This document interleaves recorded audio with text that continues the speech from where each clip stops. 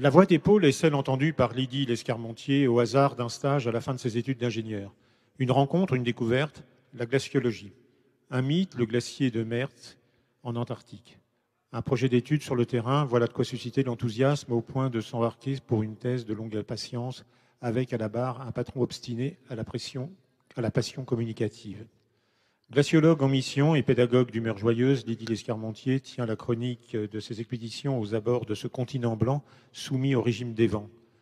Elle nous éclaire sans pontifier sur le réchauffement climatique, la fonte des glaciers, la salinité de l'eau, les variations du climat et du niveau de la mer.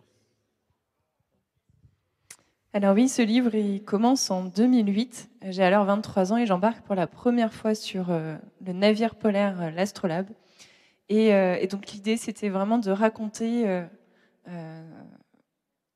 ces 10 ans finalement de recherche, mais pas seulement les raconter au niveau scientifique, mais surtout parler de cette aventure qui est partir en Antarctique, embarquer sur ces bateaux, travailler avec des personnes que j'aurais jamais rencontrées au hasard de la vie.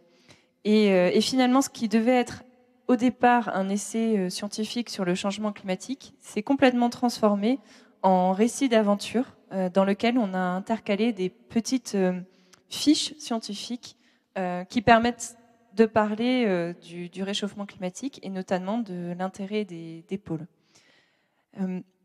Donc 10 ans, à la fois en Terre Adélie, mais aussi en Antarctique de l'Est, du côté australien, pendant ces quelques années où j'ai pu étudier à la fois le fonctionnement des glaciers, mais aussi